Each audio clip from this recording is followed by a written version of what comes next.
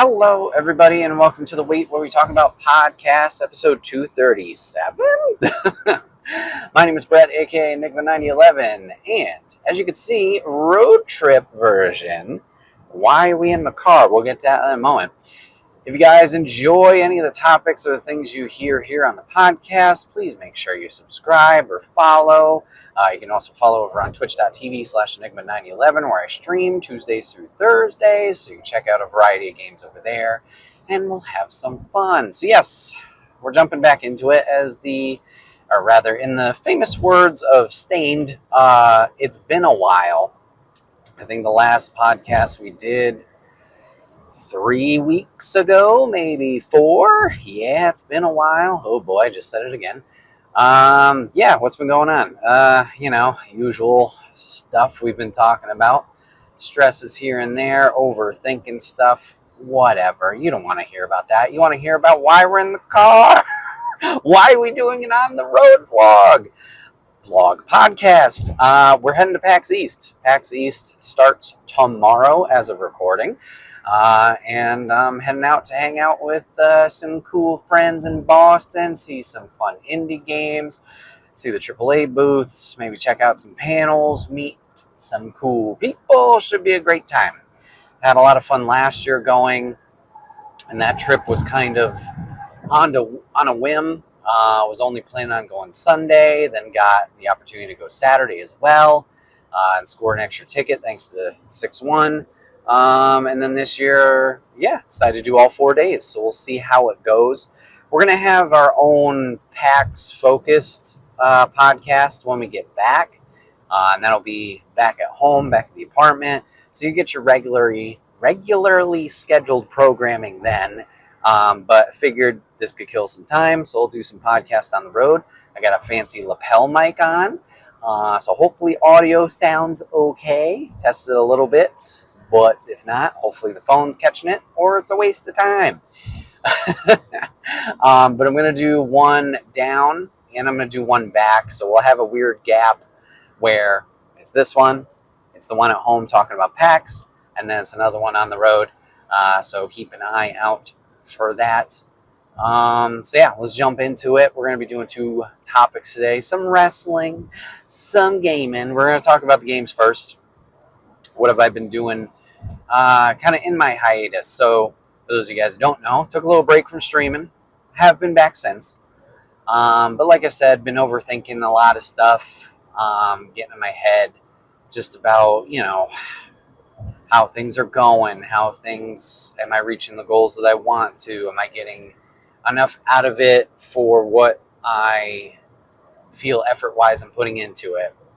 And, mixed bags, mixed feelings, but it's something I do want to do. I think it's just re-navigating the focus to make sure we're headed in a healthy direction and not overthink it, not compare ourselves to others all the time.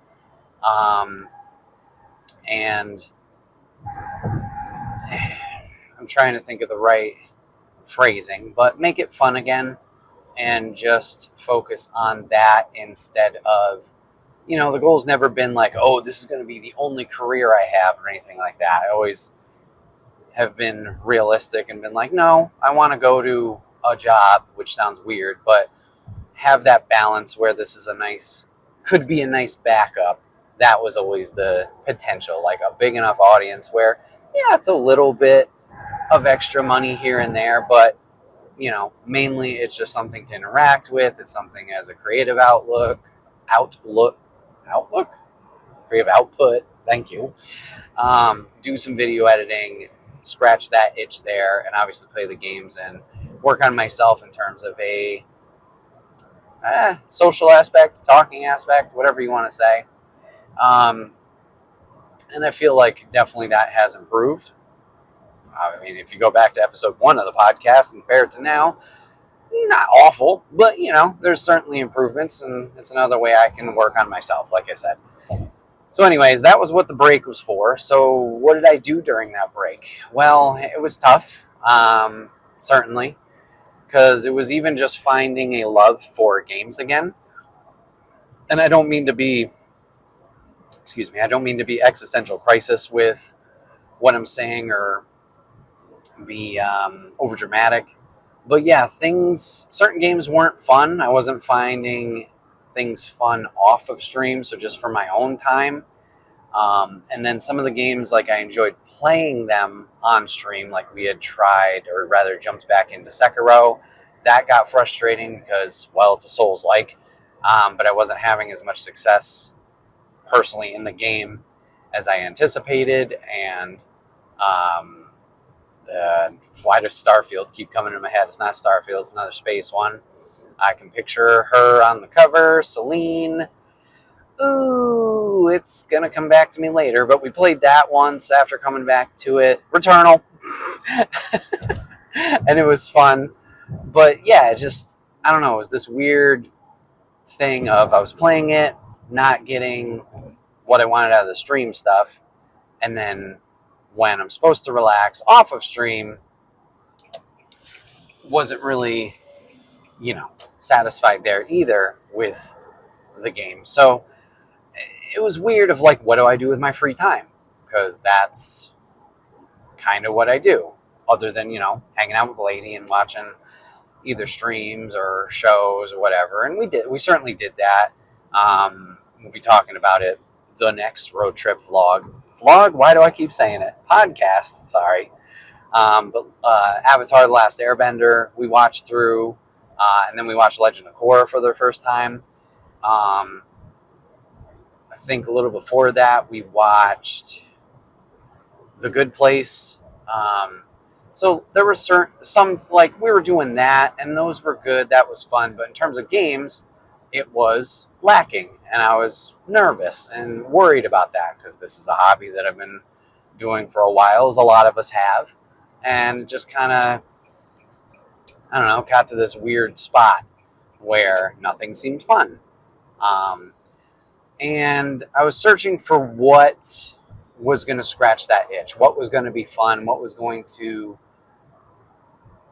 give me an escape.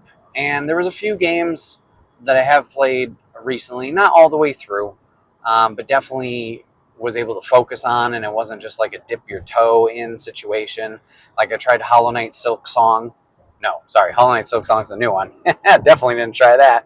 I tried Hollow Knight for the first time, enjoyed it, but it didn't, engulf me in it or just suck me in. It's definitely something I want to go back to because it is intriguing and I love the art style. But I tried that out. I've been playing WWE 2K25 on and off, and playing on my own, it's been that feeling. Papa Griff and I have been hanging out and playing GM mode, which I've been absolutely loving doing that week to week. But playing on my own has just been kind of like, nothing really clicking or whatever. And that might just be the My Faction grind. I've been playing that more, being like, oh, maybe if I invest in it more, then I'll get more out of it. It was there for a little while. It's still something I want to, in the back of my head, play, because you can unlock stuff there that you can use across all the modes. And then it's got the little gotcha mechanics with the cards. Those are fun to open when you get new stuff. Whole lot of repeats, let me tell you. So those were the ones that were going around, but sorry, circling back, what ones did work? So there are two big ones, and I feel like there's a third. Oh yeah, okay. So there's three of them that recently I've been playing through. I'll start with the one most recently that I've been playing, and shout out to Jeff Reg. He streamed it years ago, and I have no idea about it, but enjoyed what he had played of it. I had dipped my toes into it years ago, but per usual, got distracted. But the game is Spiritfarer. Now, Lady's been playing it on her own. She finished the farming sim game that she was playing on her Steam Deck, so she was looking for something new, and she had that in her backlog, and she decided to jump into it. And as soon as she was done, or rather as she was playing, she's like, you got to play this. We got to talk about stuff. So I did, and I started it. She finished it, and now there's local co-op with it. I guess they must have added that at some point. But we've been playing it together, and we played that all the way through, and now we're playing through again just to clean up some trophies because I really enjoyed the game and wanted to get the platinum. But if you don't know what Spiritfarer is, it is a 2D like management game, like a farming game, but your whole game. Sorry, I'm going to touch the mic a moment. I squeezed it under the seatbelt. But the whole game is you're on a boat and you are the new Spiritfarer. So, like Karen with the River Styx, you are guiding lost souls to the afterlife. That is your job. So you're Stella, and you and your cat Daffodil are helping these spirits to go to the afterlife and go peacefully. So you run into different characters, and they all have different personalities and whatnot. You kind of help them along the way, kind of getting to a point of like they're ready to go. So you do little errands for them. You're sailing around this big ocean, meeting different characters, different spirits, collecting resources to improve your boat, and you do farming, and you can build them houses and decorate them with different improvements. But the game's been a great time. It's another one of those games that, definitely can hit the emotions. And that's a good thing. But it can help you go through the grieving process or kind of just reminisce about relatives or loved ones lost, as you kind of pick up on those similarities with different characters of who you relate to and whatnot. There were certainly a handful of characters that really resonated with me.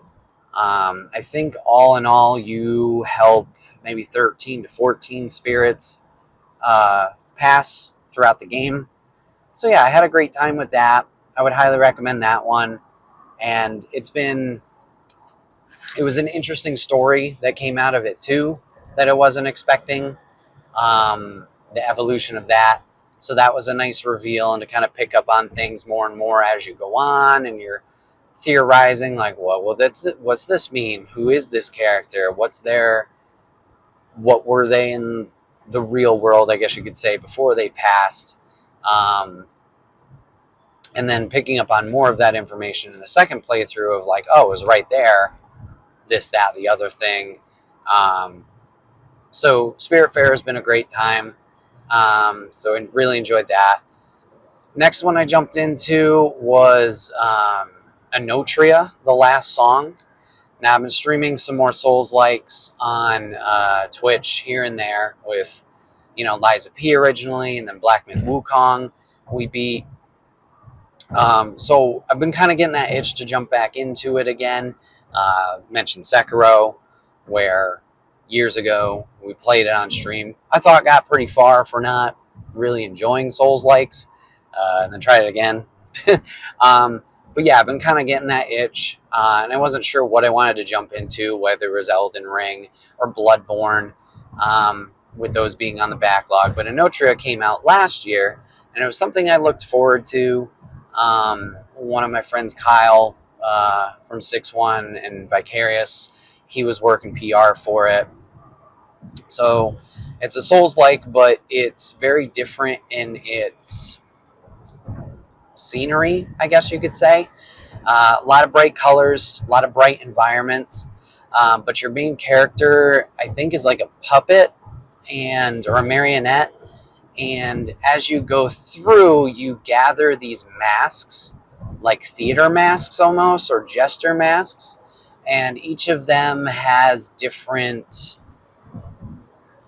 I guess you could say, skills or abilities or buffs and debuffs to them that you can mess around with. And your character can have up to 3 equipped. You can cycle between them at any point. And like I said, they all have certain things that they can do. I played I believe it was the Steam Next Fest demo a while back. And then, yeah, it's just been kind of on the wish list for a while. So I decided to get it and jump into it. And I've been really enjoying my time with it. It's one of those games, because it's Souls, where there's a lot of details on story in the items that you'll pick up, and that's how they do their storytelling. mixed bag on that and like what the story actually is, because I'm not really being diligent and reading those things, and I get why they deliver it that way. And I don't mean for this to sound bad, but I kind of want them to spoon feed it to me. Like, tell me everything of the story clear, crisp. I don't want to have to hunt or ponder about the story. So the story, take it or leave it. The gameplay itself has been fun, and I feel like it's a good Souls game where it has some challenge, but I haven't felt like knocked down and kicked repeatedly in the gut over it. Even the points where it has been, a test, whether it's a boss or just a weird pathing area. Um, Even in those times of dying and perhaps dying often, it's never felt like, oh my God, this sucks. You just need to get out of my way, whatever it is, and you get frustrated. It's been okay. And that could just be speaking upon my experience with Souls games too, where a little bit more experience behind it. So the patience has grown. Who knows? It could also be not be streaming it and just zoning out with a YouTube video on the side. Could just be that. But I've been enjoying my time with that. Similar to most games, I haven't played it in a few weeks, so I played a decent amount through. I think there's maybe 5 chapters or regions that you can go to, and I got to region 2 or 3. I haven't played it since, so that's on me and my, I don't know, just how the schedule's going, um, and my free time, where I decide to spend it.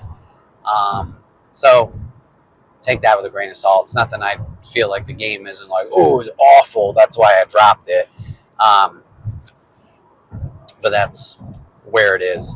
But this last one, I definitely want to give praise, and I know I'm late to the party in terms of like putting this video out, but a lot of people have been talking highly about blueprints.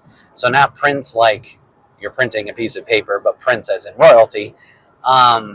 This game has been amazing. Another one I haven't beaten yet, but for good reason. Um, so if you don't know, Blueprints is an indie that came out, and you are this character whose great uncle, I believe, has passed away, and he has given you his house, and you inherit it. But the challenge is, he gives you this house of this mansion, rather, of 45 rooms, and he challenges you with finding the 46th. I know you're like, what does that mean? That doesn't even make sense. So this is a roguelike. And what happens is every day you start in the lobby of the house, essentially, or the foyer, or whatever you want to call it. And there are 3 doors. You go up to a door, and it will now give you 3 blueprints for rooms in the house. And you are slowly building with these blueprints and with these choices that you make the houses. You're building the mansion as you go.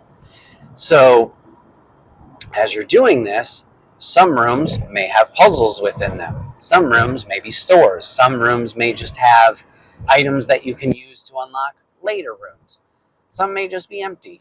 But you are slowly building this mansion as you go, and you're seeing, if you can get to this 46th room, or rather find it. And it's been really interesting because there's a lot of things that it does whether it's the puzzles or the clues within the room, they're not always super clear. So you may get a puzzle in one room that is like rooms and rooms down the line,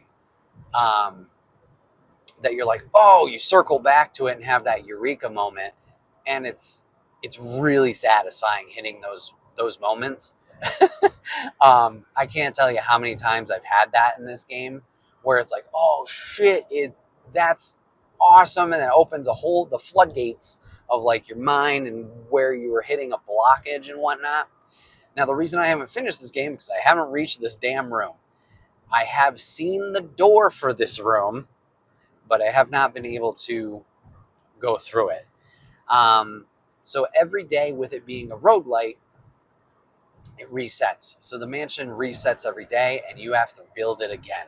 Build it differently, change things up, strategize what rooms do you want, what puzzles do you need to solve, things like that. So you can get farther and farther in the mansion, unlock new rooms, get to the 46th room, and hopefully figure it out.